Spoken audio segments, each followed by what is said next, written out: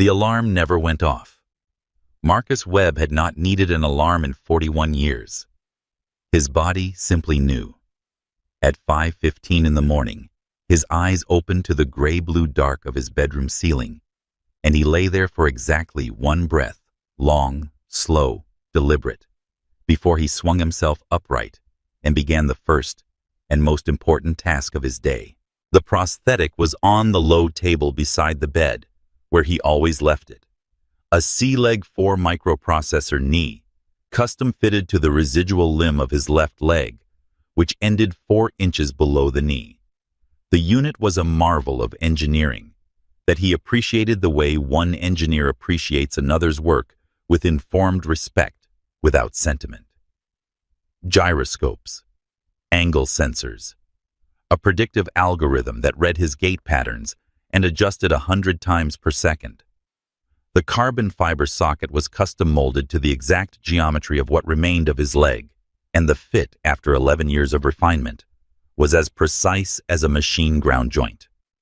It had cost $58,000 when it was new. He rolled the gel liner on first, smoothing out the air pockets with practiced hands, his fingers finding the familiar contours without needing to look. Then the suction valve checked twice. Then the slow guided lowering of his residual limb into the socket, an act that was intimate in the way that only repeated rituals of the body can be, not painful, not difficult anymore, just known the way an old musician knows the weight of an instrument before he lifts it. 3 clicks confirmed the connection. The processor hummed to life, a sound so faint, it was more of a feeling than a sound, and Marcus stood. He took 3 steps across the bedroom. The processor read the hardwood floor, the slight unevenness near the closet door, the micro-adjustments needed for his particular gait. He had lost this leg outside Fallujah to a device buried in a road that had looked like any other road. That had been 2004. He did not think about it often. When he did, he thought about it the way he thought about any structural failure, as a problem that had been assessed, adapted to, and solved. The leg was not a symbol of loss to him. It was a symbol of the fact that he was a man who found solutions. In the kitchen, he started the coffee, a dark Guatemalan blend from a small shop on Decatur Street in Harlow, Georgia, that he had been buying for 6 years. While it brewed, he went to the small oak desk in the corner of the living room, where his father's drafting tools were laid out on a square of clean green felt. A German-made compass, a set of ruling pens, a triangular architect's scale worn smooth at the edges from decades of use. His father, Walter Webb, had used these tools to design the first black-owned office building in Harlow's downtown in 1971, a project that had taken 4 years to finance and 14 months to build, and that still stood on the corner of Vine and 3rd Solid and Square, exactly as drawn. Marcus did not draw with these tools anymore. He simply cleaned them each morning with a soft cloth. He wiped down the cool steel of the compass, felt the heft of it, the precision of its hinge. It was not nostalgia. It was connection. His father had placed a compass in his 8-year-old hand and guided it around a point, and had said, "A well-drawn line is a promise you make to everyone who will ever stand inside what you build." Marcus had been making that promise for 53 years, first as a student, then as a soldier in the Army Corps of Engineers for 30 years, then as a senior structural inspector for the city of Harlow, a position he had taken 5 years ago, because he needed the purpose, not the income. His military pension covered everything. But Marcus Webb was not a man built for stillness.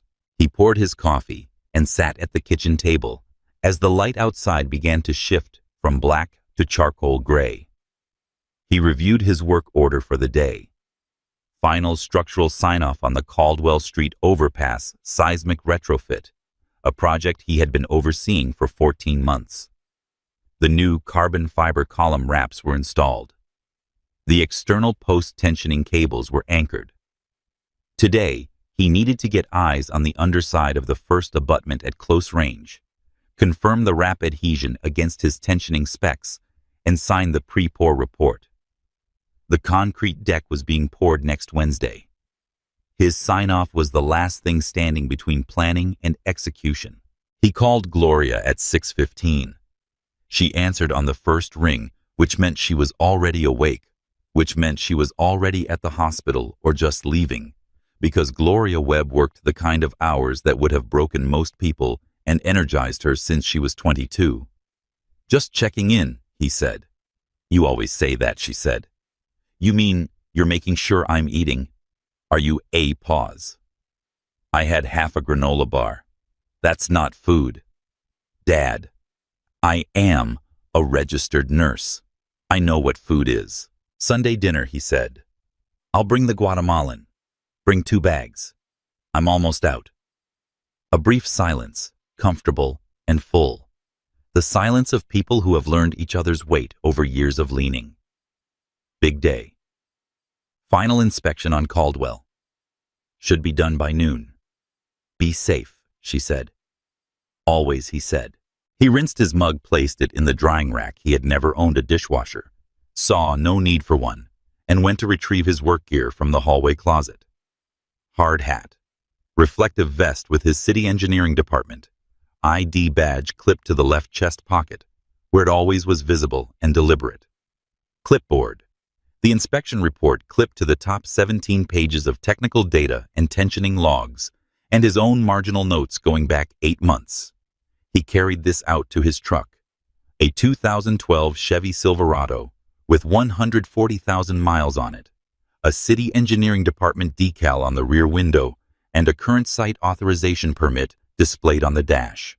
He drove south through Harlow with the windows cracked the morning air, carrying the particular smell of a Georgia September warm asphalt and pine resin, and the faint green edge of the kudzu that climbed every available surface on the south side of town. He passed through the Millbrook corridor, where he had personally inspected the storm drain reconstruction 3 years ago. He passed the Delwood Avenue retaining wall, which he had re-spec'd after a partial collapse scare in 2020, and which had held through every heavy rain since. He passed the intersection at Route 9 in Caldwell, where the traffic signal timing was still off from a city engineering miscalculation that he had flagged twice in writing. Some things you fix. Some things you keep flagging. He saw the city the way he always saw it.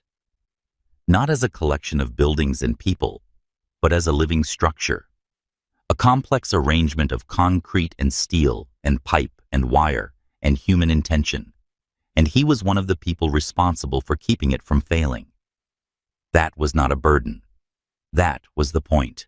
The Caldwell Street overpass was a 3-span concrete structure built in 1967, carrying Caldwell Street across a shallow, tree-lined ravine that separated a residential neighborhood to the north from a light industrial strip to the south.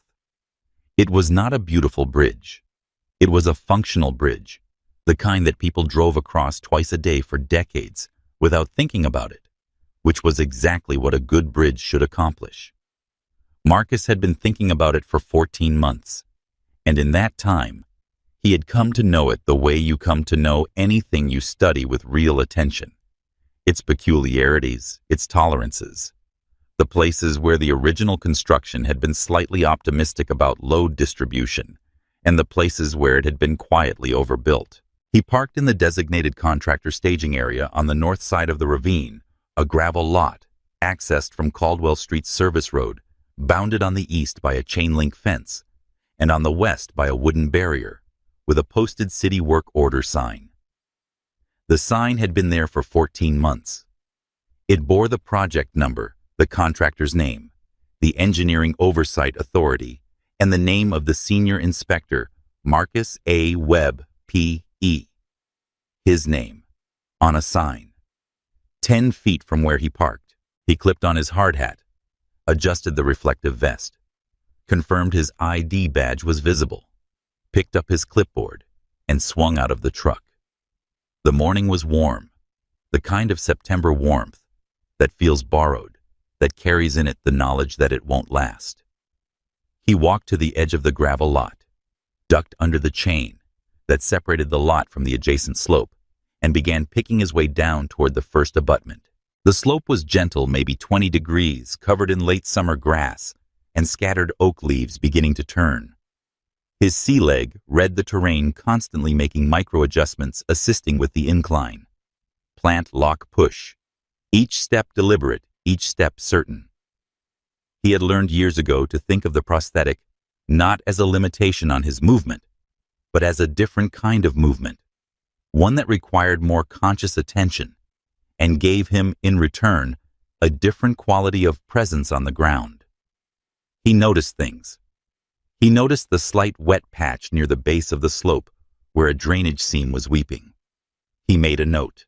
He stopped about 50 feet from the abutment in the dappled shade of a large water oak.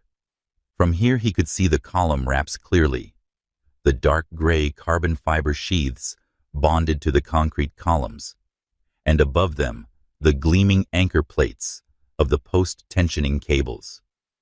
He pulled out his inspection sheet and began working down the checklist, his eyes moving between the clipboard and the structure and the clipboard.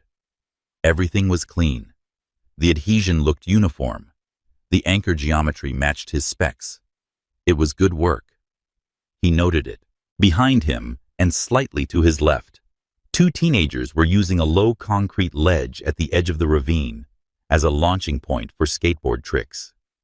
They had been at it when he arrived, and they had stopped briefly to watch him descend the slope with his hard hat and clipboard, then resumed. One of them, the taller one, maybe 16, caught Marcus's eye when Marcus glanced back and gave a small neutral nod. Marcus nodded back. He turned back to the bridge. He did not see the police cruiser slow on the overpass above him. He did not see the officer inside it stop scanning and fix his gaze on the man below. He just heard, when it happened, the crunch of gravel as a vehicle pulled off the road and onto the service road shoulder, and then the heavy sound of a car door, and then a voice, amplified, distorted, carrying the particular ugliness of authority performed for an audience, rather than used for a purpose. "You on the slope. Stop moving. Hands where I can see them." Marcus Thorne set his clipboard down on the grass beside him. He straightened up. He raised his hands to shoulder height, palms open and facing out, a gesture he had learned long ago and hated every time he made it, not because it was wrong, but because of what it said about the world that a 61-year-old man with a city engineering badge clipped to his chest and his name on a sign 10 feet away still had to make it. "I'm a city structural inspector." He called up, his voice calm and carrying. He did not shout. He had never raised his voice in a confrontation. "I'm conducting an authorized site inspection of the Caldwell Street seismic retrofit. My vehicle is in the designated staging lot." A pause from above. Then, "Get up here. Now." Marcus exhaled a small, almost inaudible breath, more of a discipline than a sigh. He had work to do. He picked up his clipboard, secured it under his arm, and began the climb back up the slope. The sea leg read the uphill incline immediately and adjusted its resistance profile, providing a controlled assist through the knee joint. Plant the foot. Let the processor lock push through the hip. It was slower than walking on flat ground, more deliberate, but steady. He moved at his own pace. He did not hurry. Hurrying on uneven terrain with a prosthetic knee in the presence of an officer who had already decided he was a problem seemed to the engineer in him like a very poor structural decision. At the top of the slope near the chain-link fence at the edge of the service road, Officer Troy Decker was waiting. Decker was 34 years old, broad through the shoulders, with pale eyes that moved constantly, and a jaw that was set before any words had been exchanged. He was the kind of man who had learned somewhere early in his life that forward motion and volume could substitute for judgment, and he had been running that equation for 11 years on the Harlow PD without anyone making him account for it. His hand rested on the butt of his holstered sidearm, not drawn, just resting. Just present the way a man rests a hand on a tool he wants you to notice he has access to. His partner, Officer Kenny Briggs, stood 15 feet back near the cruiser, arms folded, not meeting anyone's eyes. Marcus noted the hand on the holster. A man who touches his weapon before he speaks is a man who has already written the narrative of what is about to happen. "What were you doing down there?" Decker said. His voice carried the flat, accusatory weight of a question that is not really a question. "As I said," Marcus replied patiently and precisely, "I am a city structural inspector conducting an authorized site inspection. My name is Marcus Webb." He gestured with his chin toward his truck, clearly visible in the gravel lot through the chain-link fence. "My vehicle is right there. The site authorization permit is on the dashboard. The project work order sign is posted on the barrier." A brief pause. "My engineering ID is clipped to my vest." Decker's eyes moved toward the truck, then back to Marcus. Whatever they registered, it was not the information Marcus had provided. His gaze was fixed on Marcus's face, with the particular quality of a man who has already arrived at a conclusion and is now looking for confirmation of it. He found neither fear nor deference, and neither of those absences improved his disposition. "I didn't ask for your life story," Decker said. "I asked what you were doing. We've had trespassing complaints at this location." Marcus looked at the ravine behind him. The grass was trimmed by the city's maintenance contractor last week. There was no debris, no encampment, no indication of any unauthorized activity. The work order sign was visible from where they were standing. He turned back to Decker. "Officer," he said, his voice dropping a register quieter, now more precise. The voice he used when he needed a contractor to understand that he was not going to sign off on substandard work. "The land beneath this overpass is a city easement. I have written authorization to access it, which is documented on that work order and in the City Engineering Department's project file. I have my City Engineering ID badge visible on my vest right now. If you'll allow me to walk to my vehicle, I can also provide you with the site permit and my state professional engineer's license." Decker took a step toward him. It was not an aggressive step. In the physical sense, it did not close enough distance to be called an advance. It was an intimidation step, a precision-calibrated reduction of personal space designed to make the other person feel compressed and retreat. Marcus had seen it in countless confrontations over 61 years of living in America, and he had made a decision very early in his life that he would not be the one who stepped back. He did not step back. He stood with his weight balanced, feet shoulder-width, the sea leg quiet and solid beneath him. He could smell the cheap mint gum on Decker's breath from 18 inches away. "I'll be the one who decides what's authorized," Decker said. His voice had gone low and controlled the performance for an audience register, replaced by something more genuine and therefore more dangerous. "Let me see some ID." "It's in my back right pocket," Marcus said. "I'm going to reach for it now, slowly." He maintained direct eye contact. He began the slow, telegraphed movement, the careful, visible reach that every black man in America learns if he is fortunate enough to be taught it before he needs it toward his back pocket. Decker lunged. There was no warning, no additional command, no final verbal escalation. Decker simply moved fast, decisive, the practiced grab of a man who has done this before and understood the physics of it. Seize the arm torque, it behind the back, use the momentum to drive the target off balance and down. He seized Marcus's right arm and wrenched it violently behind his back. The torque was lateral and abrupt, exactly the kind of force the sea leg's gyroscope and ankle joint were not designed to handle. The processor spun, reading the sudden change in load distribution and finding no algorithm for it, because no algorithm had been written for what happens when a man's arm is yanked sideways at speed by someone trying to take him to the ground. The ankle buckled. There was a sound, sharp, structural, the sound of carbon fiber and titanium finding the limit of their design tolerance, and the knee joint gave way. The leg detached partially from the socket. Marcus fell. He hit the gravel at the edge of the service road on his left side. his arms still wrenched behind him, the impact sending a shockwave of pain through his residual limb that was immediate and total. Not the managed familiar discomfort he lived with, but a searing, nauseating agony that made his vision go white at the edges. He landed with his cheek against the sharp gravel. He did not cry out. He breathed. Decker put a knee between Marcus's shoulder blades, grinding his face into the road surface. "Stop resisting!" Decker shouted loud, projected for the benefit of the two teenagers who had stopped moving entirely 30 feet away, their phones rising like small dark mirrors, reflecting back what was happening. Marcus was not resisting. He was breathing. He was doing the only thing he could do, which was breathe through the fire in his left side and keep himself from losing consciousness and remember everything. From his position on the gravel, his cheek pressed against the stones, Marcus could see the prosthetic leg lying detached in the dust 5 feet away. The carbon fiber housing had a crack running through it, visible even from where he lay. The ankle joint was bent at an angle it was not meant to achieve. The small indicator light on the processor housing was dark.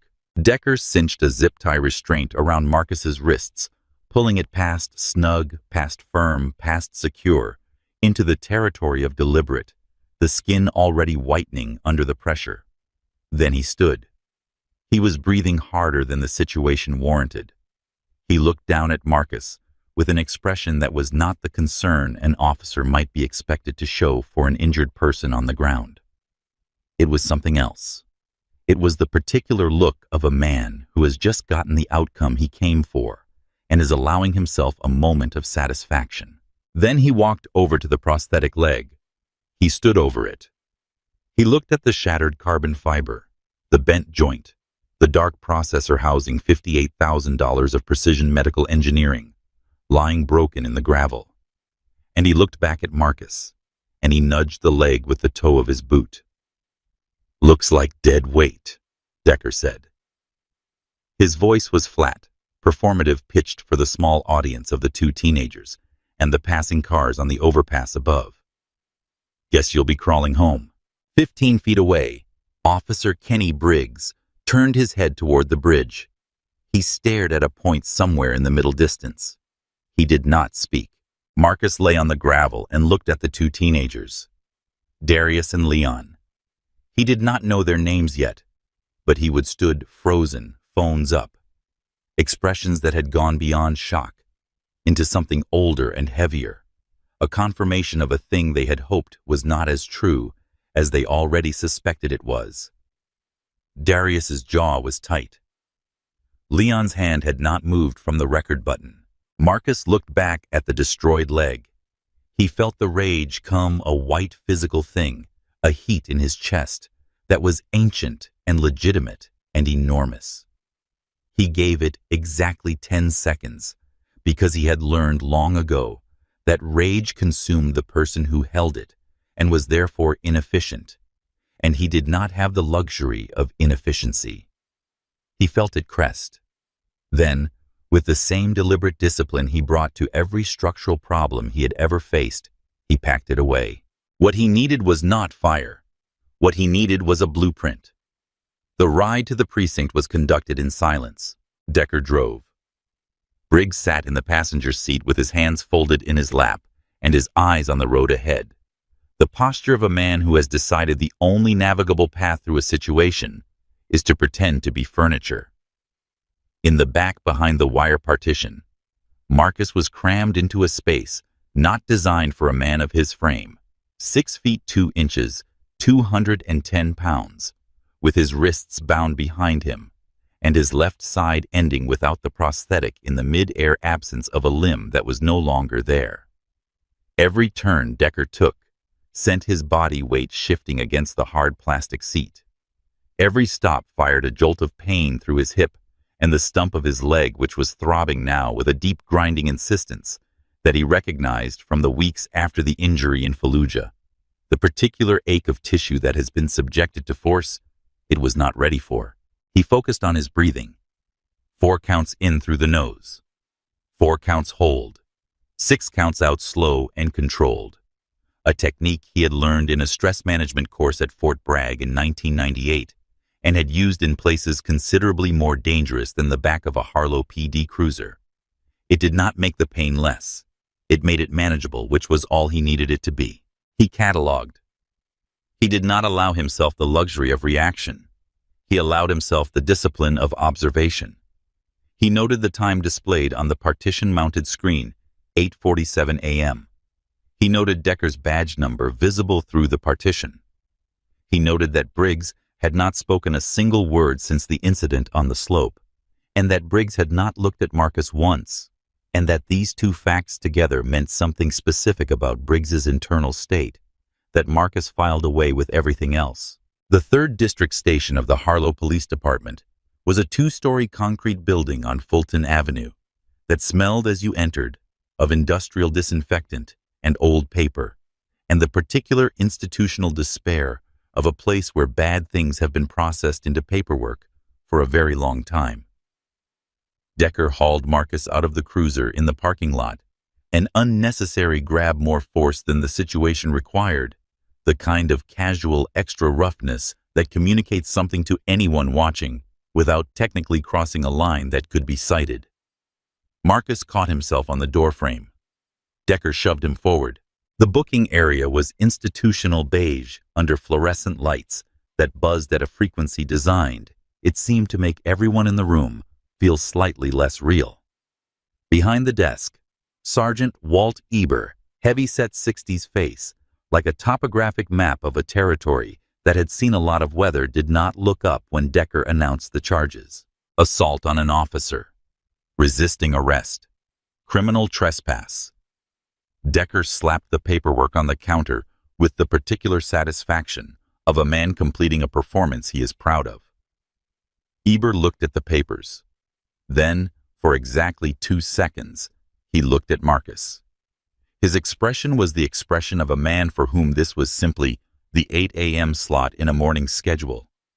He looked back down. Name, Marcus Webb. His voice was steady. He would not give them the satisfaction of hearing it waver. He had spent 30 years giving orders under conditions that included incoming fire and equipment failure, and the particular terror of watching young soldiers look to him for certainty he did not always feel. He knew how to keep his voice level.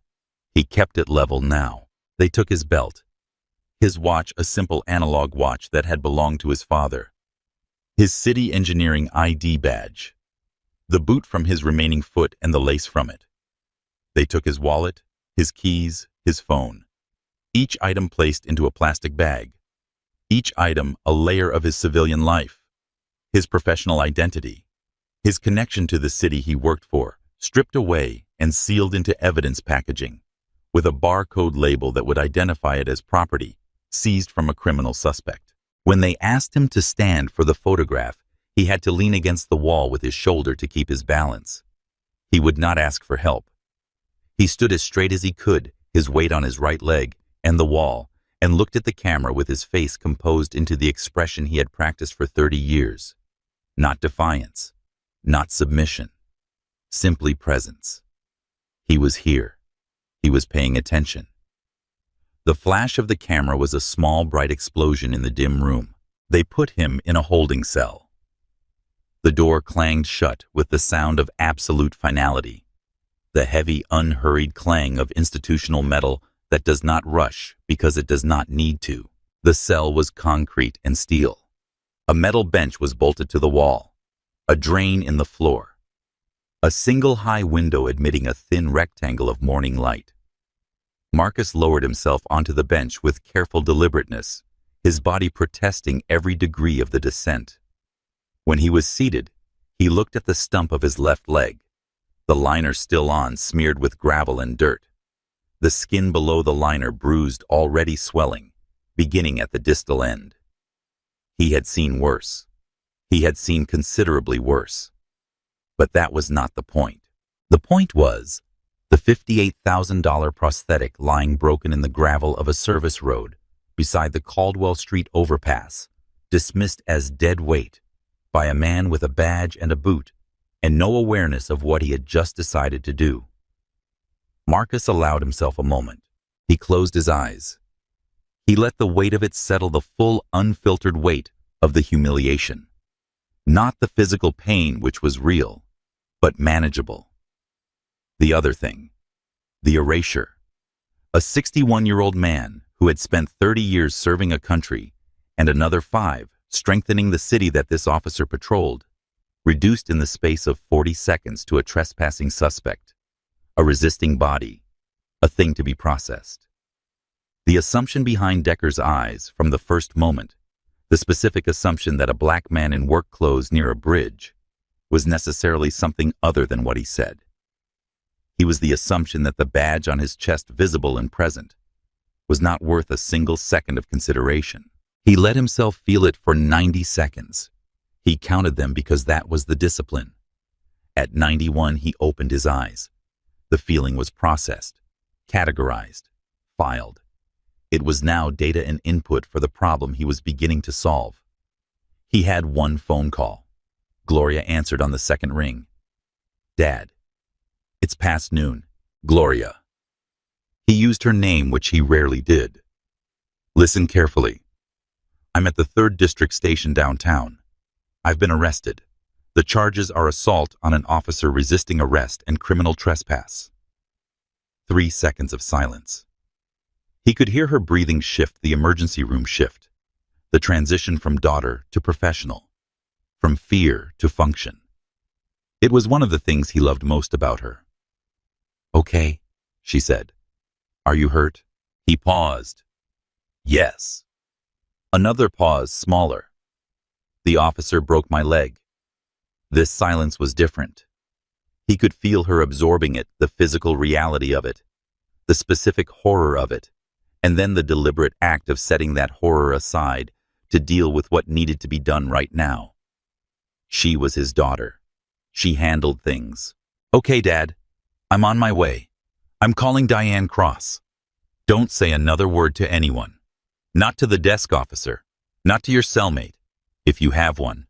Not to anyone who comes in and tells you they're trying to help you. Do you understand?" "I understand," he said. "I love you. I love you too. Sit tight." He hung up.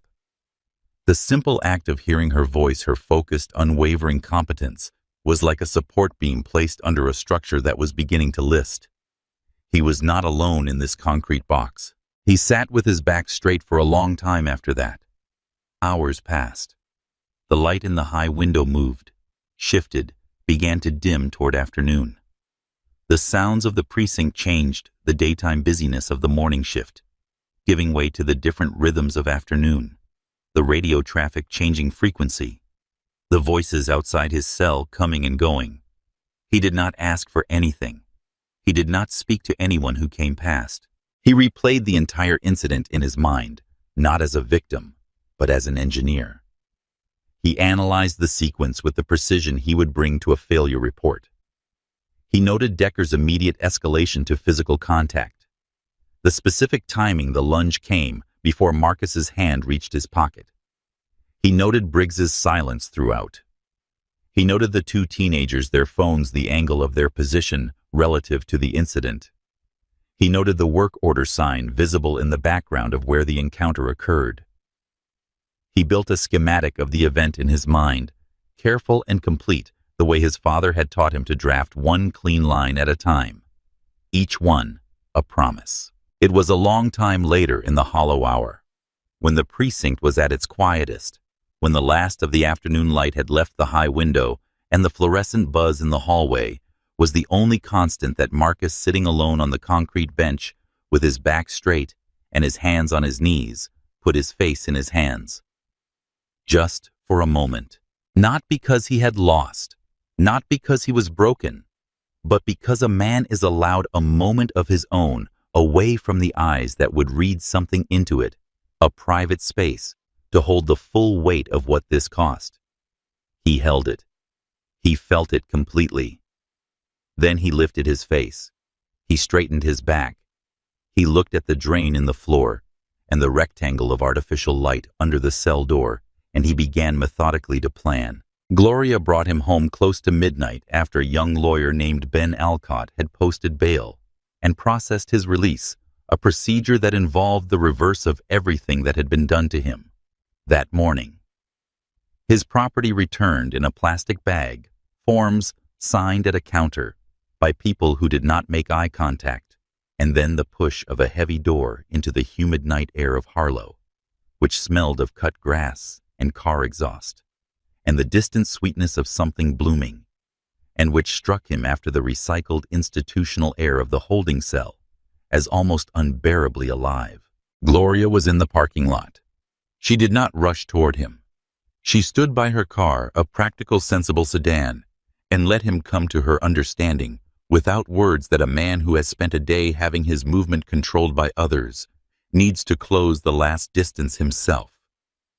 He limped toward her on the temporary pylon they had given him when they released his property, a basic, non-articulating prosthesis, stiff and heavy, that the city's contractor had on file as a loaner for exactly this kind of situation. Though exactly this kind of situation was not a situation anyone was supposed to be in. She put her arm around his waist when he reached her, taking on his weight without comment, and they walked to the car together. The drive home was silent. There was nothing that needed to be said yet. The house felt different when he walked in. It was the same house, the oak desk in the corner, the photographs on the hallway wall, the smell of coffee that had been made hours ago and long since gone cold. But it was different in the way that a space becomes different when something has happened to alter the understanding of what safety means. It was not less safe. It was more deliberate. The threshold had a different weight. On the kitchen table, Gloria had laid out a legal pad with a list of names and phone numbers, a card from the bail bondsman, a printout of the arrest charges sourced from the city's public portal, and in the center of the table, arranged on the green felt square, exactly as he left them every morning, his father's drafting tools. He looked at them for a long moment. Gloria said nothing. She understood.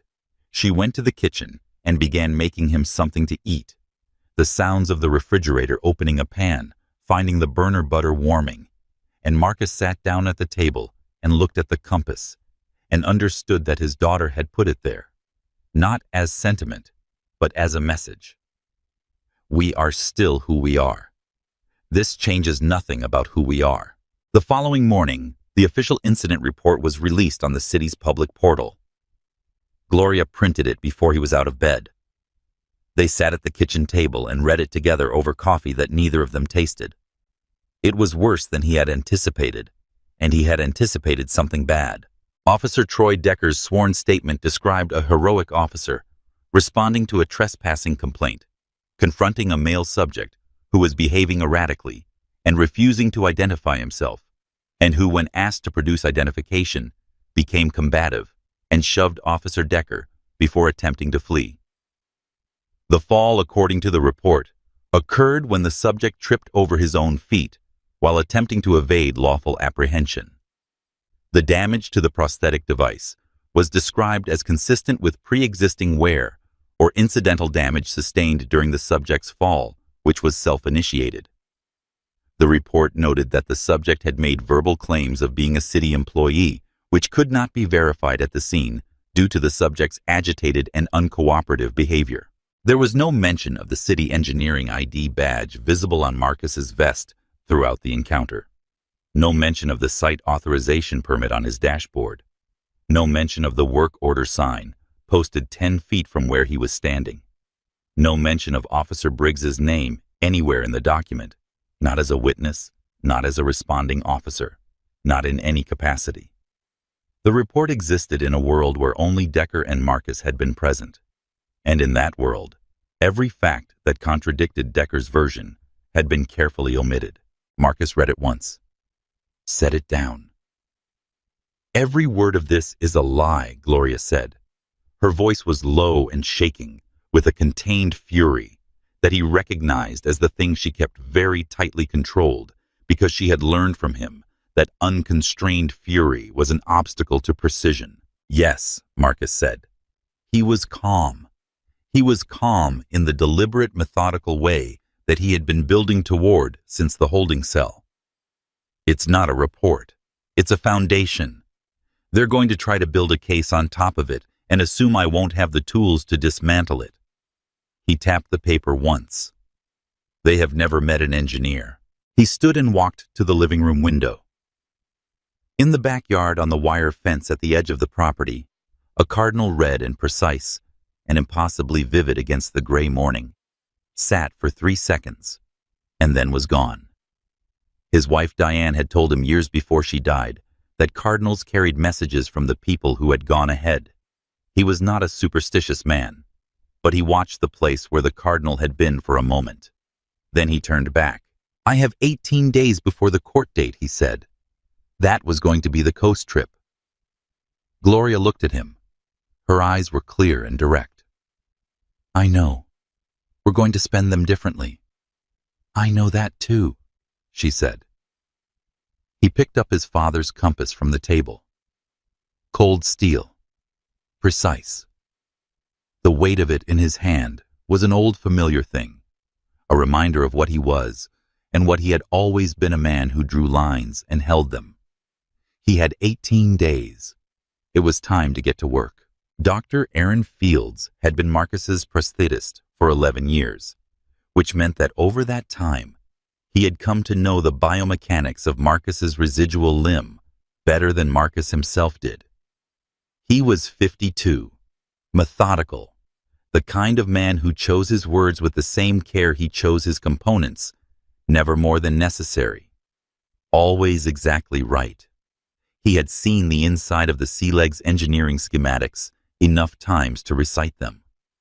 When Marcus came in the morning after his release and placed the destroyed prosthetic on the examination table, Fields looked at it for a long time without speaking. The carbon fiber housing had a crack running the full diagonal length of the knee chassis. Not a stress fracture, not a manufacturing failure, a structural failure caused by a lateral shear load far outside the design parameters. The primary hydraulic cylinder was bent at 17 degrees off-axis. The microprocessor unit, whose circuitry was designed to survive the impacts of ordinary ambulatory use, stumbles, falls, rough terrain, had not survived what had been done to it. The indicator light was dark. The unit would not respond to the diagnostic tool Fields connected. It was dead. He kicked it, Fields said. Not a question. He nudged it, Marcus said, with his boot, after it was already destroyed, on the ground while I was restrained. He paused. The distinction speaks to intent. Fields set down the diagnostic tool. He picked up a camera. He photographed the damage from 12 angles, methodical, thorough, the clinical documentation of a man who understood that photographs become evidence. Then he set the camera down and looked at Marcus directly. Total loss, he said. The microprocessor is gone. The knee joint is beyond repair. The housing would need to be replaced even if the other components could be salvaged. To rebuild this exact model, same manufacturer, same specifications, you're looking at $58,000. Possibly more depending on component availability. He paused. Wait time for the knee unit alone could be 3 to 4 months. $58,000. The price of a luxury car. The price of a year at a good university. The price of the casual contempt of a single police officer with a badge and a boot, and 11 years of practice at never being held accountable for anything he did. Marcus kept his face still. What do I tell insurance? We file a claim, Fields said. But they'll fight it. They'll classify it as damage from an altercation, rather than a medical device failure, which means they'll want the police report before they process anything. He did not need to add what they both understood. The police report would say that Marcus caused his own fall. The insurance claim would circle back to Decker's lie. File the claim, Marcus said. Document everything. I'll handle the rest. Fields wrote the damage assessment report that afternoon. 12 pages, technically precise with photographs, a cost analysis, a medical impact assessment describing the effect on Marcus's mobility and quality of life during the replacement waiting period, and a section under the heading Cause of Damage that used the phrase externally applied lateral shear force, inconsistent with ordinary use or accidental fall, and described the structural failure pattern in language that made clear without overreaching that this damage had been done to the device deliberately. Marcus left the clinic with the loaner pylon secured. Heavy, loud on the sidewalk. Every step a reminder like a hammer hitting the same nail. He did not have his leg because a man had taken it from him and then kicked it and called it dead weight. He did not allow the reminder to become despair. He converted it the way he had learned to convert everything uncomfortable into fuel for the next task. The Harlow Veterans Outreach Center occupied a converted storefront on Delwood Avenue in the oldest black neighborhood in Harlow.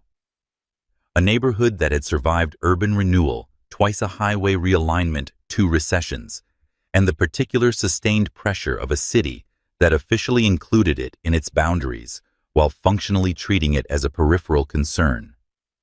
The storefront was painted deep green with a hand-lettered sign above the window and a flag, the American flag, and below it, a smaller flag bearing the insignia of the Army Corps of Engineers, which someone had put there years ago and which had not been taken down since displayed in the glass. Ruth Ellington, 74, was behind the front desk when Marcus came in sorting a stack of donation envelopes with the focused efficiency of a woman who had never in her adult life done anything halfway.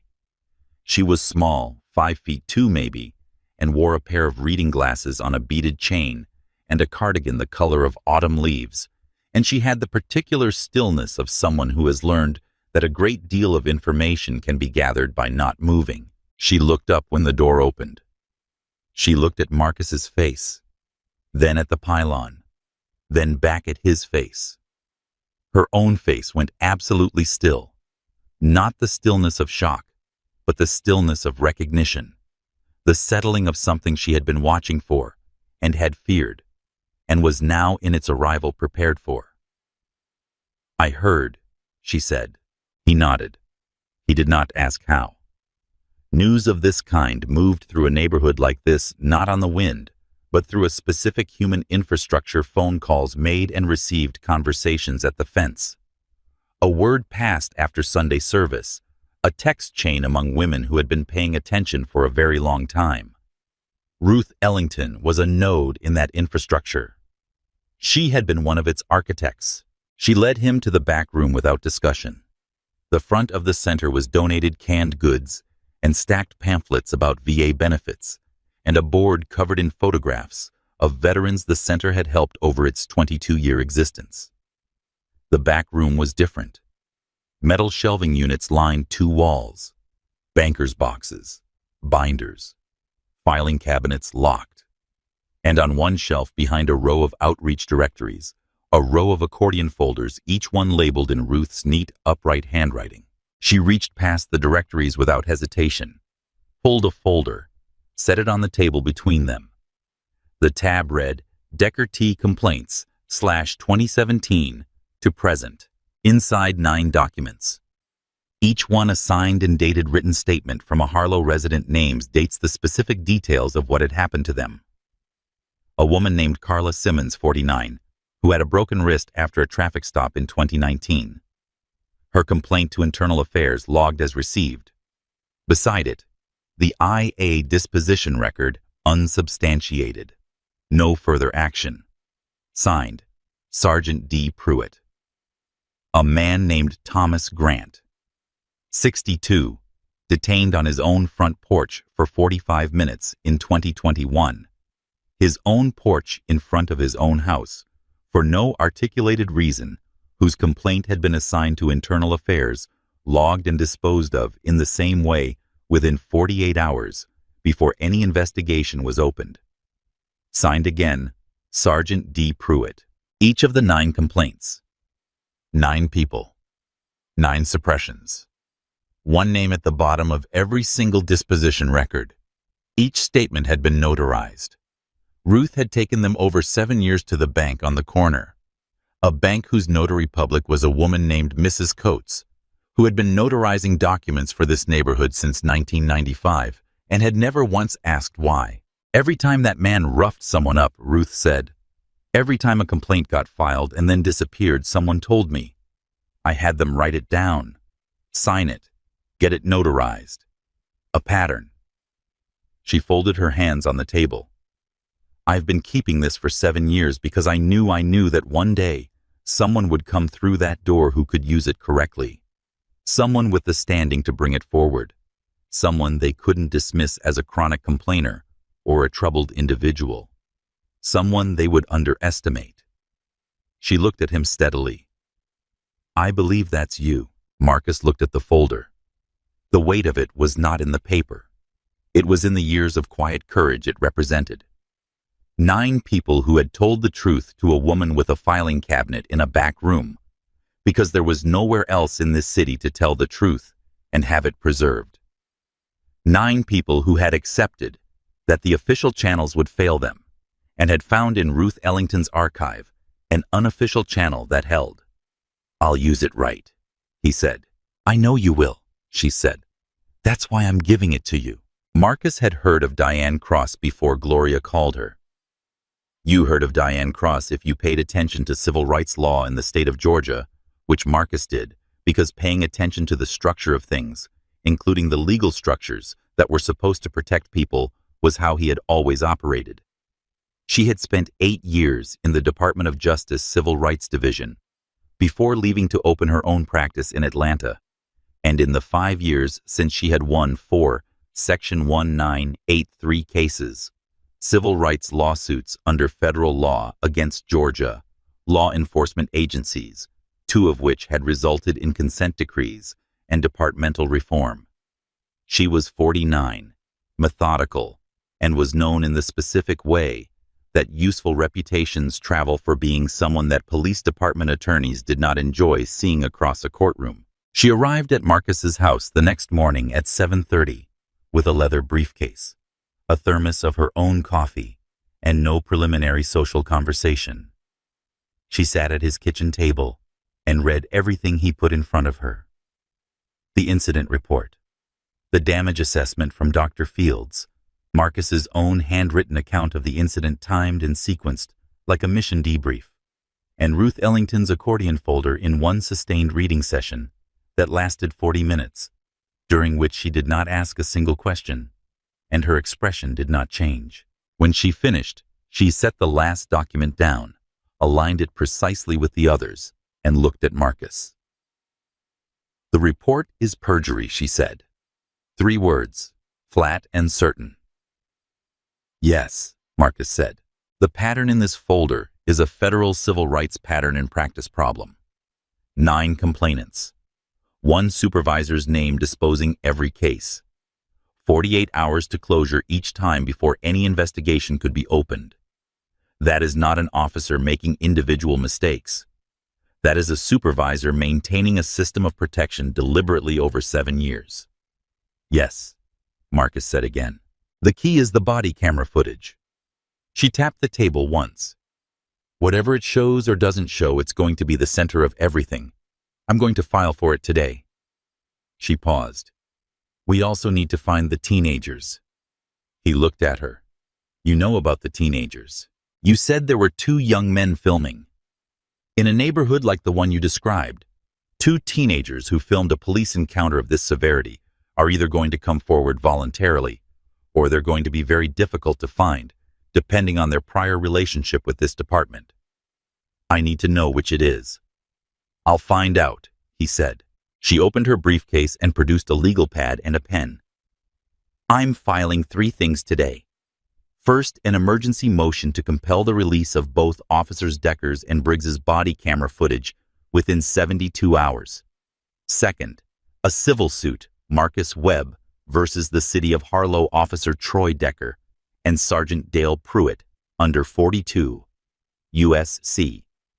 Section 1983, seeking damages for the destroyed prosthetic physical injury, civil rights violation, and the deliberate pattern of complaint suppression documented in this folder. Third, a formal complaint to the Department of Justice Civil Rights Division, which I maintain a contact relationship with, from my prior service, requesting federal review of the Harlow PD's internal affairs practices. She looked up from the pad. Questions. Marcus thought for a moment. He thought about his father's compass and what it meant to commit to a line, the point where the design becomes the structure, where the idea becomes the thing that either holds or fails. How long, he asked. The motion for footage will be heard within a week. The civil suit will take months or years to fully resolve. But the court proceedings are something else. The criminal charges against you are going to be heard in 3 weeks, and that is where everything happens first. That hearing is our opening. She wrote something on the pad. I need 18 days. Can you give me 18 days? Marcus almost smiled. I already put them aside.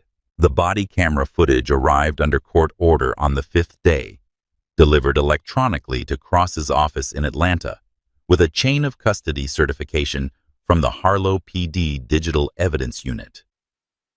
Cross drove to Harlow that afternoon, and they watched it together in Marcus's living room on his laptop, with the curtains drawn against the afternoon sun.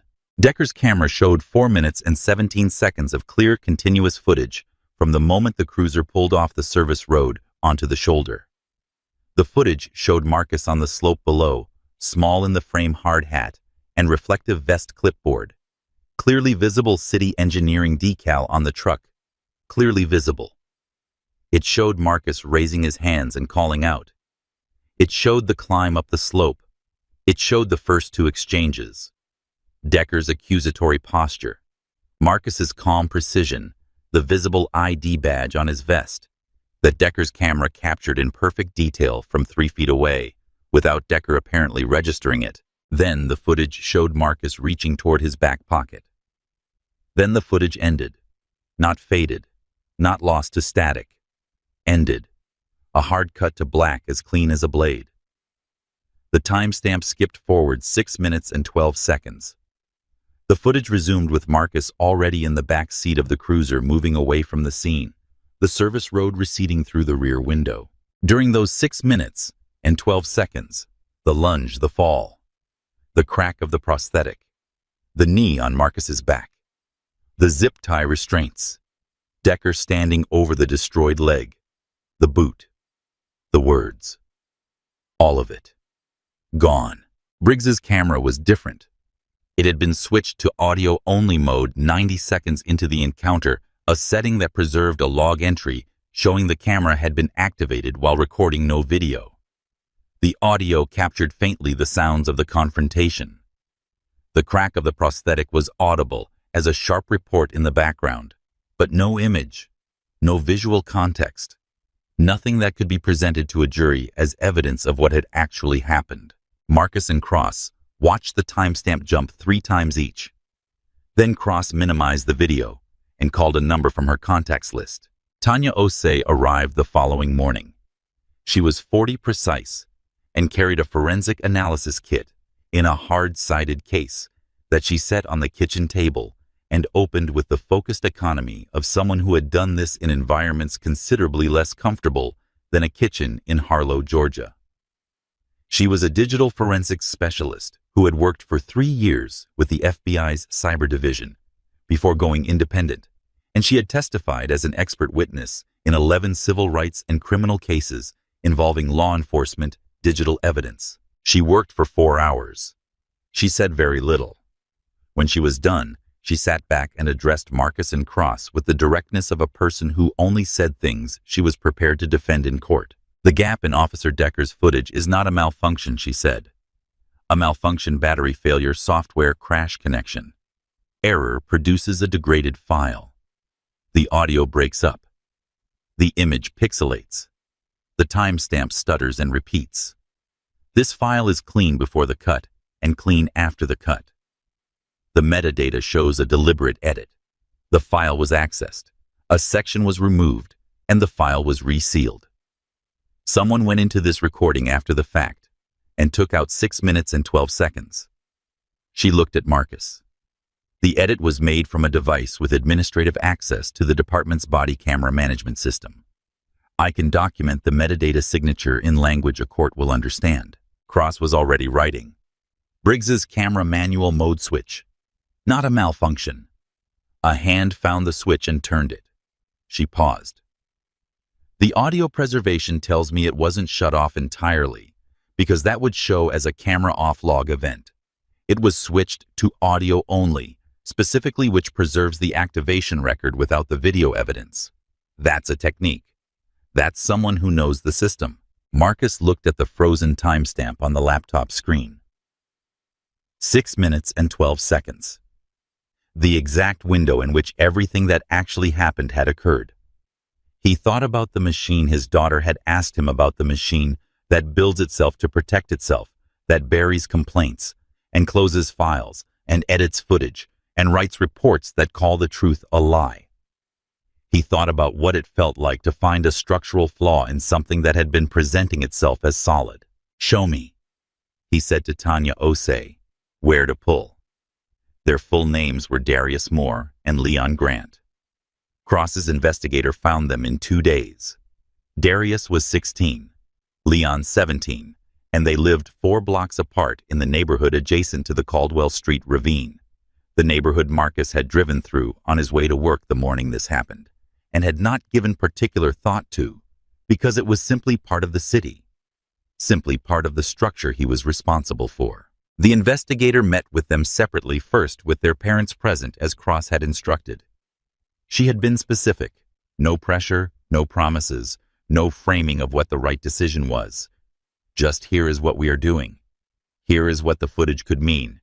Here is what you are not legally required to do.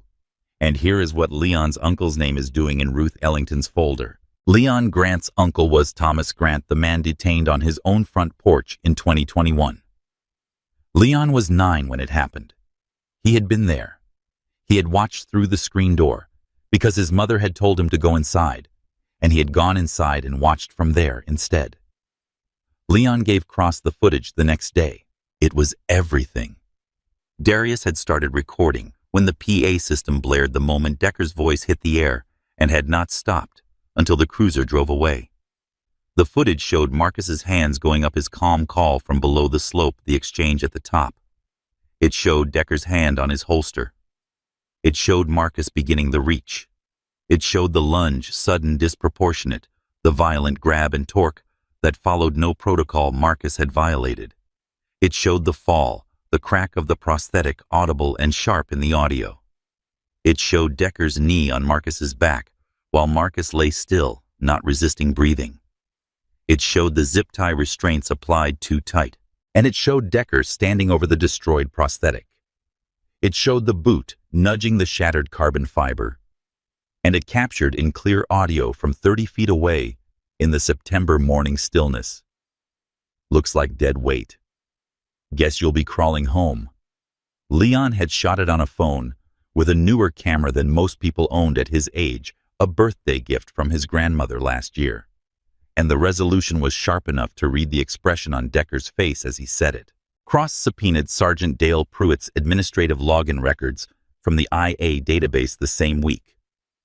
The records came back within the court-ordered window and showed exactly what she had expected them to show: Pruitt's login, appearing on each of the 9 complaints in Ruth's folder within 48 hours of their receipt, and each one marked reviewed, unsubstantiated, no further action, before a single interview had been scheduled, before a single witness had been contacted, before any investigation of any kind had been opened.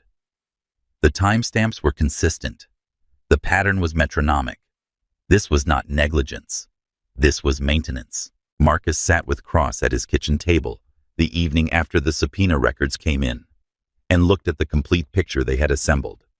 The teenager's footage, Tanya Osei's forensic analysis documenting the deliberate edit, Dr. Fields' damage assessment, Ruth's 9 notarized complaints, and Pruitt's administrative records showing suppression.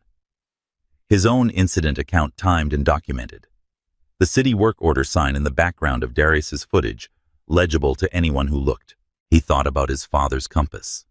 about what it meant to draw a structure in full before you began to build it, to know the load-bearing points, the failure points, the places where the structure would hold, and the places where under enough precisely applied pressure it would not. He said, "We have everything." Cross said, "We have everything except the verdict." She paused. "That we get in 8 days." Councilman James Okafor held a press briefing on the steps of Harlow City Hall on a Thursday afternoon. He was 58, a careful, deliberate man who had been on the city council for 16 years and had learned through that time the specific discipline of choosing when to speak and when not to. He had waited until Cross had filed everything, and the footage motion had been partially granted the first release of Decker's body camera footage, the portion before the edit, before he stood at a microphone and read into the public record the relevant sections of Ruth Ellington's complaint folder. 9 complaints, 9 suppressions, 1 supervisor's name, the timeline, the footage, the portion showing Marcus with his hands raised, the city engineering badge visible on his vest, the site authorization permit, readable in his truck's windshield, and the work order sign standing 10 feet away had been released with the legal filing and was on every local news station by that evening. By midnight, it was national. By the following morning, it was international. The image that circulated most widely was a still frame from Darius Moore's footage, captured at the moment Decker made the nudge with his boot, the destroyed prosthetic on the ground, Decker's posture of satisfaction, and in the background, sharp and legible, the city work order sign with Marcus Webb's name on it. The city's own authorization for his presence at the location where he was arrested. His name on a sign 10 feet away, while a man with a badge told the world he was trespassing. Veterans organizations began making calls. Marcus's old Army Corps unit had a group chat that hadn't been particularly active for 2 years and was suddenly generating 40 messages a day. 3 men from his unit, men he had served with in Fallujah, men who had been at his wife's funeral 6 years ago, made arrangements to drive from Tennessee, from South Carolina, from Florida. The Harlow Veterans Outreach Center became a gathering point. Ruth Ellington was on the phone for what Gloria later estimated, based on the charge on her phone battery, was approximately 18 consecutive hours. Harlow's mayor issued a statement expressing concern and describing the incident as currently under departmental review. Decker was placed on paid administrative leave. Pruitt was reassigned to desk duties at the administrative office on the opposite end of the building from the internal affairs unit he had been running. The police union issued a statement defending proper procedure and the integrity of our officers in high-pressure situations. Nobody apologized to Marcus Webb. Marcus watched the news coverage from his kitchen that evening, the pylon leg loud on the hardwood as he moved between the table and the counter. Gloria was beside him, her hands wrapped around a mug of tea that had gone cold an hour ago, watching with an expression that was not quite satisfaction and not quite grief, but something in between, the specific emotion of watching a truth you have always known finally become visible to people who had not been paying attention. "They're worried," Marcus said. "They should be," Gloria said. "Worried institutions make mistakes," Marcus said. "That's when you find the real failure points." He looked at the television, at the image of his name on the work order sign, rotating through the news cycle. 8 days. He woke at 5:15 as always. The pylon was beside the bed. He attached it with the practiced efficiency of a man who had adapted to an imperfect tool. It was not his leg. It was nothing like his leg, but it was functional, and he had made his peace with it for 8 days and could manage 8 more minutes. He dressed with care. Charcoal slacks, pressed the night before. A white button-down shirt, crisp and straight. His Army Corps of Engineers lapel pin, polished, pinned precisely to the left lapel. He stood at the mirror and looked at himself for a moment. 61 years old. A man who had built things in 30 countries and 12 states. A man who had signed off on bridges and retaining walls and drainage systems in cities whose names most of the people who would be in the courtroom today could not pronounce. A man who had come home from a war with one fewer part of himself and had adapted and continued. A man whose name was on a city work order sign on Caldwell Street. He picked up his father's compass from the side table. He held it in his hand for a full minute. The cold precision of it, the weight of it, the hinge that had been opened and closed 10,000 times and still moved smoothly. A well-drawn line is a promise. He set it down. Gloria arrived at 6 a.m. She was in a dark blue dress, composed and exact with the specific quality of stillness that she had inherited from him. The stillness that was not absence of feeling, but the discipline of feeling held steady. She looked at him for a moment in the hallway. Then she stepped forward and buttoned the top button of his collar, which he had left undone, and straightened his lapel pin a quarter of an inch, and neither of them spoke for the time it took her to do these things. She handed him a thermos. "Guatemalan," she said. "2 cups worth." "You didn't have to." "I know," she said. They drove through Harlow in the early morning light, the long gold light of a September morning that made every surface it touched look like something worth keeping. Marcus drove as he always drove, noting the infrastructure around him. A storm drain on Vine Street that was partially blocked, he had flagged that twice. The retaining wall on the Dellwood curve holding solid. The traffic signal timing on Route 9 still wrong. He turned onto Caldwell Street heading south toward the federal courthouse. And they saw it. People were walking. In ones and twos and small clusters on both sidewalks, all moving in the same direction. A woman in a church hat. The kind of hat that is not worn casually, that is worn for occasions that matter.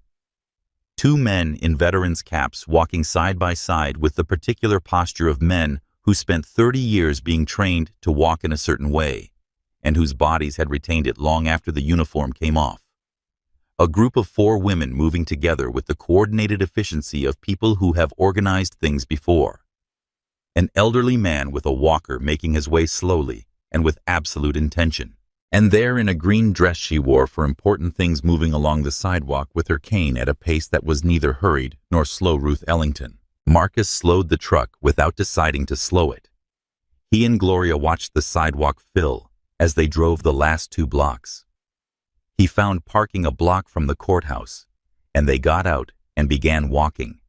And he could see now that the line to enter the public gallery stretched from the courthouse doors down the steps and around the corner onto Lafayette Street, and that the people in the line were the people he had spent his life being one of the people this city was built from and built for, and so often failed. People who had gotten up this morning and put on their good clothes and driven to the federal courthouse because a man who had spent 30 years strengthening the city they lived in had been arrested for inspecting it. He stopped at the bottom of the courthouse steps and looked up at the line at the crowd at the faces. Gloria slipped her hand into his. She said nothing. She understood that this was not a moment for words. He stood there for a long moment. Then he climbed the steps. The courtroom seated 200 people in its gallery. Every seat was taken by 7:58 a.m., 4 minutes before the proceedings were scheduled to begin. People stood along the walls, 3 and 4 deep on both sides, until the bailiff made a quiet announcement that the fire marshal's occupancy limit had been reached.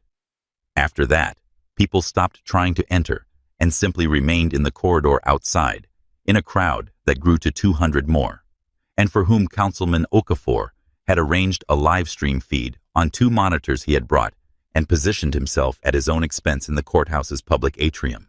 Outside on the steps, another 400 people. Veterans in uniform, not a few dozens.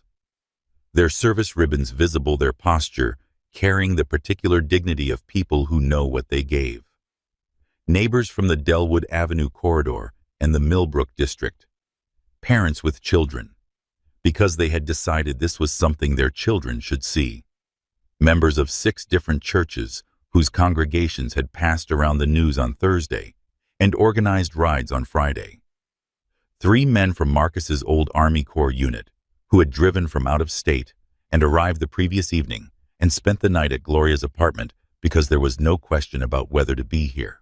In the front row of the gallery, directly behind the plaintiff's table, Ruth Ellington in her green dress with her cane, leaning against the bench beside her, and the accordion folder on her lap. She had brought the folder. She was not going to need it today. Cross had copies of everything, but she had brought it anyway, because it was right that the work of 7 years should be present in the room where it was going to matter. Darius Moore and Leon Grant sat together 5 rows back in dress shirts that were slightly too large. Leon's borrowed from his older brother Darius's. His own purchased with the money his mother had given him for the event, because she said that a courtroom was a place you dressed for, regardless of anything else. They sat with the contained, alert stillness of young men who understood with more clarity than anyone should have to achieve at their age that they were witnesses to something that had been happening in this city for a very long time and would continue happening unless someone with the right tools and the right documentation decided that today was the day it stopped. Troy Decker entered the courtroom with his attorney, a man named Ferris, who specialized in police defense cases, and who had a practiced quality of calm that Marcus recognized as professional armor rather than confidence. Decker scanned the gallery. He went a shade paler than he had entered. He found a chair at the defense table and sat down without looking at the gallery again. Behind him, 3 rows back, Dale Pruitt sat in civilian clothes, khaki slacks, a button down the uniform of a man who had hoped that ordinary clothing would make him less visible, flanked by the police union representative, a heavy-set man named Cordell, who had been doing this job for 23 years and whose expression suggested that the size of the gallery was not what he had been led to expect. At 8 o'clock exactly, Judge Patricia McAllister took the bench. She was 63, silver-haired, and carried the specific quality of authority that comes not from volume or display, but from a record. She had been on the federal bench for 19 years. She had a reputation for patience and for the complete and absolute absence of tolerance for evidence manipulation or perjury in her courtroom, which were not inconsistent qualities. She had read the pre-hearing filings, all of them, and had spent the previous evening reviewing the digital forensics report. She sat. She looked at the gallery. 200 people standing along the walls. She did not comment on the size of the crowd. She wrote something on her notepad. Then she looked at the case file. This is a preliminary hearing in the matter of the city of Harlow versus Marcus A. Webb, she said, on charges of assault on a law enforcement officer, resisting arrest, and criminal trespass, and the parallel civil matter of Webb versus the city of Harlow, Officer Troy Decker, and Sergeant Dale Pruitt. We also have before us a motion to suppress the criminal charges based on newly presented evidence of misconduct in the investigation filed by plaintiff's counsel Diane Cross. She looked up. Ms. Cross, you may proceed. Cross presented the case in the precise load-bearing sequence she had planned. The incident from Marcus's arrival at the staging area to the charges filed. The report, its specific omissions, its specific fabrications documented against the evidence of the city work order, the ID badge, the permit, and the timeline. The footage, Decker's camera, Briggs's camera, the gap, the audio-only switch. The forensic analysis. Tanya Osie's methodology and findings presented in language technical enough to be precise and plain enough to be understood. Ruth's folder, 9 complaints, 9 suppressions, Pruitt's login on every one, and the teenager's footage. She laid each element on the record, the way a structural engineer sets beams, one on top of another, each one supported by the one below, each one supporting the one above, the structure becoming more solid with every addition. The courtroom was completely quiet throughout. Not the quiet of a crowd waiting for something to happen. The quiet of 200 people paying attention with everything they had. Cross requested to play the footage. Judge McAllister nodded. The lights in the courtroom dimmed slightly. A screen descended from the ceiling, and the footage began. They watched Darius Moore's footage first. The teenager's perspective. The wide angle, the morning light on the slope. The small figure of Marcus Webb in his hard hat and reflective vest. His hands raised, his voice, carrying up the slope with that calm, deliberate clarity. The city engineering badge on his vest visible from 30 feet away. The truck in the background, the decal clear, the work order sign legible. Then the climb slow and deliberate, each step planted and locked. Then the exchange at the top, the ID badge, the gesture toward the truck, Decker's hand on his holster, the step forward, the crowding the reach for the back pocket. Then the lunge. The courtroom watched the lunge in silence, watched the torque, heard the crack sharp and structural, the sound of something engineered to withstand ordinary forces meeting a force it was never designed for and failing. Watched Marcus fall, watched Decker's knee go to his back, watched Marcus lie still, not resisting, not moving, not doing anything except breathing in the dirt, while a man put his weight on him and shouted that he was resisting, and then watched Decker stand. Walk to the prosthetic. Look at it. Look at Marcus. Nudge it with his boot.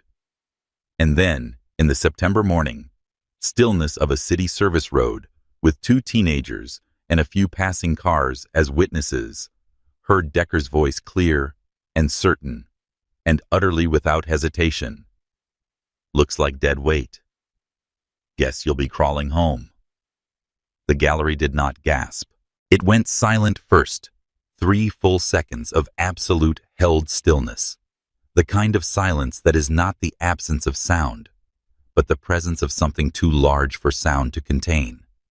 And then, something moved through the room, the way a seismic wave moves through a structure, not destroying it, but making known in every beam and joint and connection point that something has passed through. It was not a sound. It was a collective breath, held and not released. In the front row, Ruth Ellington's hands tightened on the accordion folder in her lap. She did not look at the screen. She looked at the back of Marcus Webb's head. Judge McAllister's face throughout the footage was a granite mask.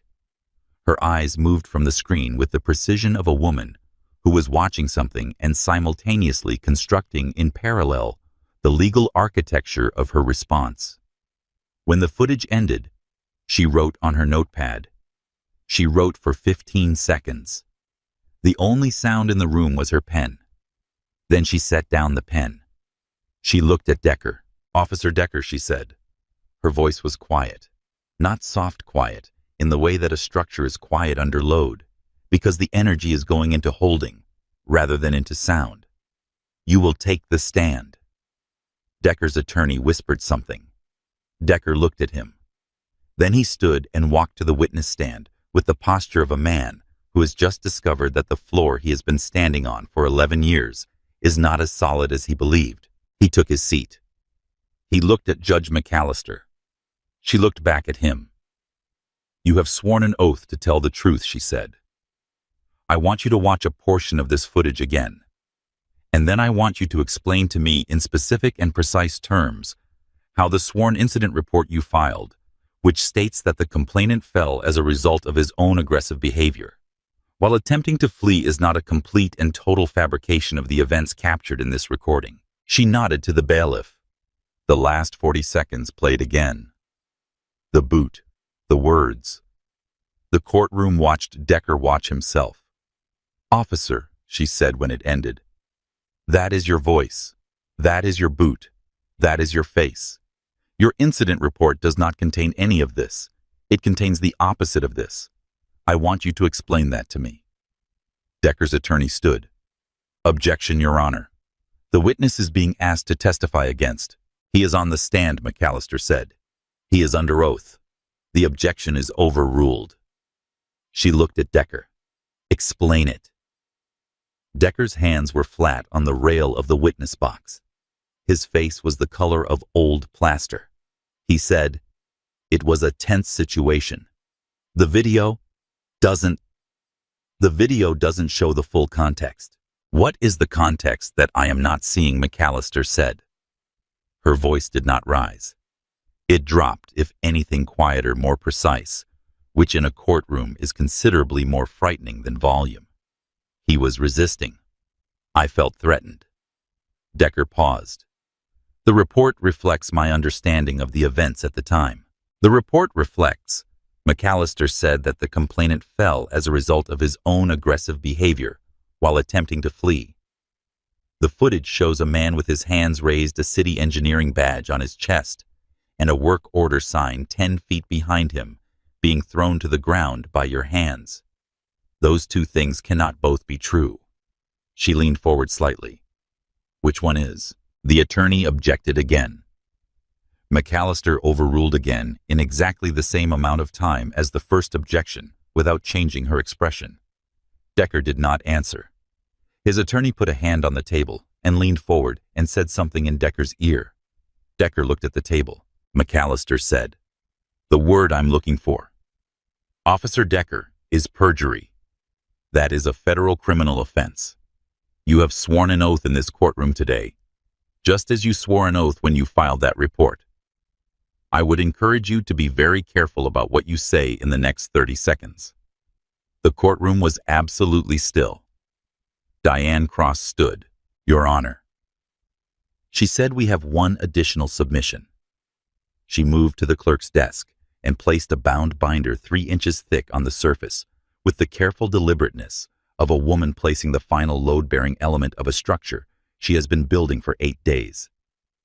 This submission consists of 9 notarized written statements from Harlow residents, each documenting an encounter with Officer Decker between 2017 and 2024.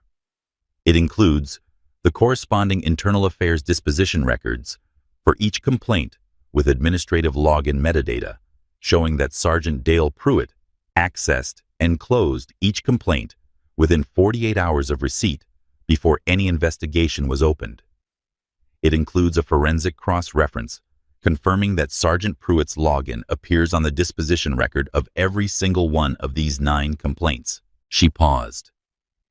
These statements were collected and preserved by Ruth Ellington, founder of the Harlow Veterans Outreach Center, who is present in this courtroom today.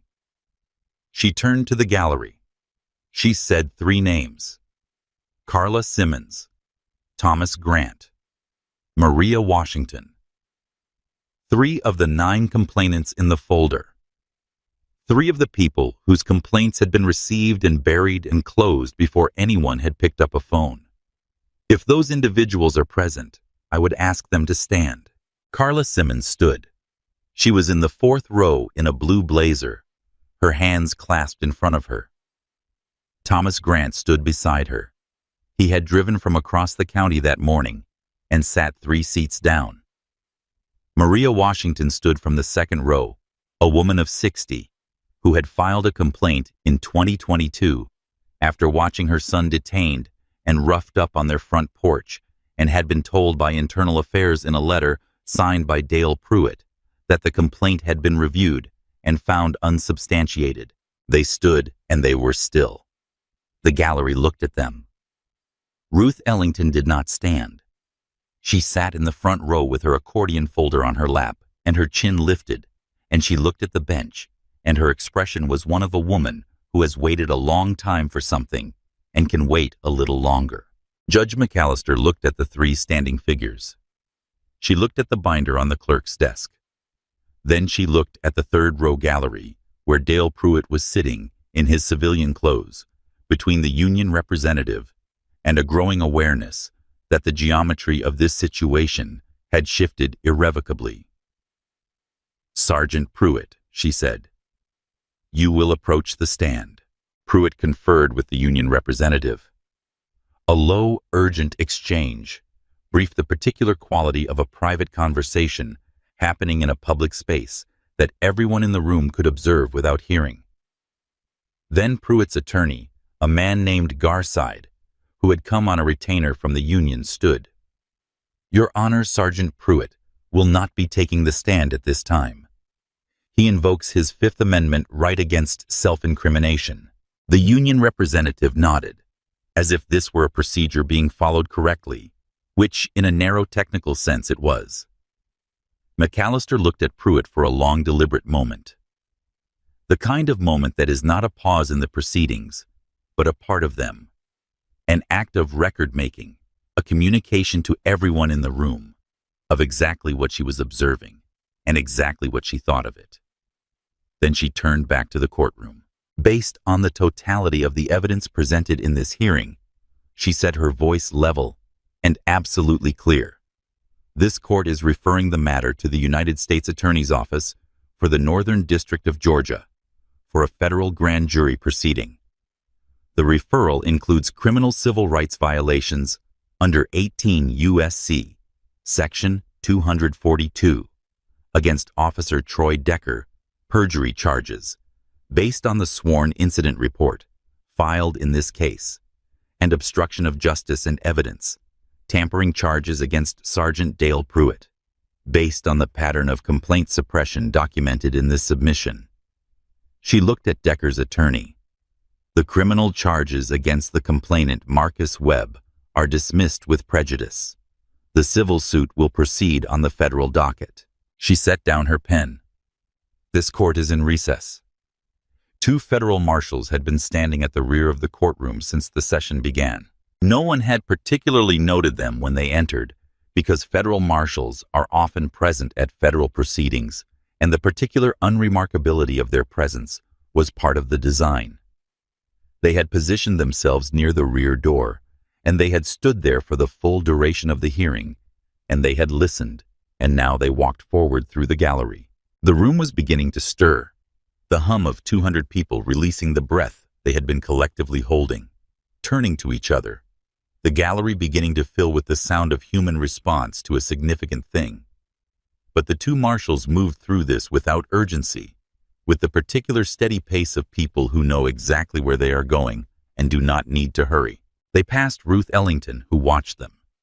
They passed Thomas Grant and Carla Simmons, still standing. They stopped at the defense table. Troy Decker looked up. His attorney looked up.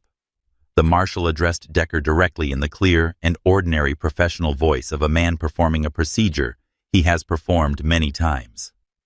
Troy Decker, you are under arrest on federal charges of criminal civil rights violation and perjury. Please stand and place your hands behind your back. For a moment, 3 seconds. Decker did not move. He looked at his attorney. His attorney looked back at him.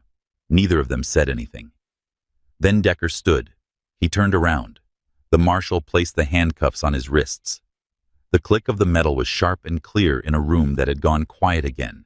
Not the heavy, loaded quiet of before, but a different kind of quiet. The quiet that follows a thing completing itself. The particular silence of an equation resolved. They walked him toward the exit. His attorney followed at his shoulder, speaking low, and quickly, the professional reflex of a man providing counsel to a client who is no longer in a position where counsel changes the immediate outcome. They passed the bar. The second marshal stopped. "We have to remove your belt and your shoelaces," he said. Standard procedure. Decker stood in the aisle of the courtroom in front of 200 people and a gallery corridor of 200 more, and he unfastened his belt and handed it to the marshal, and he sat in a chair by the wall and removed his shoelaces one by one and handed those over too. His dress shoes without their laces hung loose on his feet. He stood again. He walked escorted toward the door. Marcus Webb watched. He sat at the plaintiff's table with his hands flat on the surface and watched Troy Decker walk past him. He did not allow himself triumph. He did not allow himself satisfaction in the small, perishable way that satisfaction could present itself. What he felt was something older and more structural, the specific feeling of a man who has identified a failure point in a system that had been presenting itself as solid, has applied the correct and methodical force, and has watched the structure reveal finally exactly where it was always going to give. The machine had been so certain of itself. For 11 years it had been certain. And the thing about a certain machine is that certainty makes it careless, and carelessness leaves signatures, and signatures are to an engineer the most readable thing in the world. He looked at Ruth Ellington. She was looking at him. He held her gaze for a moment, And then he nodded once, slowly a nod that said, "We did this right." She nodded back. That was enough. In the gallery corridor, the people who had come filed out into the September morning light, and the people on the steps who had watched on the monitors were already moving, already talking, already reaching for phones to call the people who had not been able to come. And the sound of it, the sound of 400 people releasing something they had been carrying for a long time, rose up over the courthouse steps and out into Harlow, like the sound of a structure that has been under load for a very long time.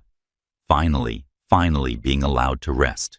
The federal investigation into the Harlow Police Department's internal affairs practices opened within the week and became within 4 months a consent decree with the Department of Justice. Troy Decker was convicted on all federal counts, criminal civil rights violation, and perjury, and sentenced to 9 years in a federal correctional facility. Dale Pruitt, in a negotiated plea to avoid additional charges, pleaded guilty to obstruction of justice, served 16 months, and was stripped of his pension, his rank, and the institutional protection he had spent 24 years carefully building. The Harlow City Council, under significant federal pressure and the weight of a civil suit, whose damages figure was described in court filings as substantial and historically significant, appointed a new police chief from Louisville, Kentucky, a woman with a 12-year record of reform work and no prior connection to the Harlow Department. The internal affairs unit that Pruitt had controlled was disbanded and replaced with a civilian oversight board that had real subpoena power, real investigative authority, and real independence.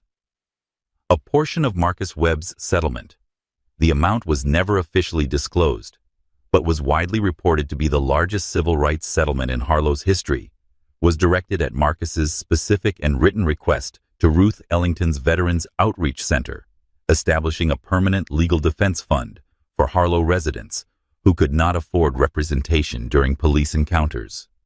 The city formally and publicly apologized to Marcus Webb, and by unanimous vote of the city council, with Councilman James Okafor reading the resolution into the record in a voice that was steadier than he had expected it to be, the Caldwell Street overpass was officially renamed the Master Sergeant Marcus Webb Integrity Bridge. 3 months later, on the clear Saturday morning in February, the kind of cold, bright Georgia morning that feels like the world has been washed clean overnight, Marcus stood on that bridge. He had his new prosthetic, a more advanced model than the one Troy Decker had destroyed, lighter and more responsive, with a refined sensor array that read, "Terrain shifts in real time." The settlement had paid for it without question. He barely felt it beneath him. Gloria stood beside him, and behind them, leaning against the railing with her cane and her green cardigan and a thermos of coffee she had brought from the outreach center, was Ruth Ellington. Darius Moore and Leon Grant were there, standing a little straighter than they had in September, the kind of straighter that comes from having done something that mattered, and knowing it. 3 men from Marcus's old Army Corps unit men, who had driven from 3 different states one more time, stood nearby, talking quietly among themselves, the way men talk who have covered a lot of ground together and know how to be comfortable in each other's silence. Marcus ran his hand over the cold metal of the new plaque. The lettering was precise and clean. The way good lettering is, each character correctly formed, the spacing deliberate, the material solid. His name. On a bridge he had helped strengthen. On a bridge that would carry the people of this city across a ravine for another 50 years, that would hold under load and earthquake and the long pressure of time, because engineers who came before him and engineers who would come after him had drawn their lines carefully and held them. He looked out at the ravine below the brown winter grass, the water oak, where he had stood with his clipboard on a September morning that had become something else before he knew it was going to. He thought about what it meant to build a thing that holds. He thought about his father's compass laid on the green felt each morning, the promise of a well-drawn line. He thought about an old woman with an accordion folder and the patience to wait 7 years for the right person to give it to. He thought about 2 teenagers who had stood on a concrete ledge with their phones and had made the quiet, costly decision to hold their footage and then give it to someone who could use it right. He thought about his daughter who had buttoned his collar on the morning of the hearing and handed him a thermos, and not said anything that wasn't necessary, because she understood the way he understood that some things are communicated more completely by presence than by words. He squeezed her hand now, and she squeezed back, and they stood in the February light on the bridge that bore his name and listened to the city below moving through its morning, carrying what it always carried and holding as it always held, because enough people had worked quietly, methodically, without giving up to make sure it did. "It's a good bridge," Marcus said finally. Gloria looked at the span, the clean concrete, and the carbon fiber-wrapped columns, and the post-tensioning cables glinting in the winter sun, all of it standing exactly as it should, doing exactly what it was built to do. "You build good ones," she said. He looked at the skyline of Harlow beyond the ravine, the buildings he had helped spec, the roads, whose substrates he knew by heart, the infrastructure of a city that had tried in its official institutional capacity to reduce him to a trespassing body on a gravel road, and had failed because he was an engineer, and because engineers know how to find the failure points, and because failure points once found and properly documented cannot be hidden again. The morning light was changing, moving from the angled gold of early morning into the full, clear light of a day in progress, a day already built and already holding. And Marcus Webb stood in it, with his weight balanced and his back straight, and his new leg quiet and certain beneath him. And he felt not victory, which was too small a word for what he felt, but the peace that comes at the end of a job done correctly, the specific structural peace of a man who has drawn his line and held it, and who knows, standing in the light of what it made, that the line was worth drawing. It was a good day, the kind you build. If this story moved you, please subscribe to our channel and ring the notification bell so you never miss a story like this one.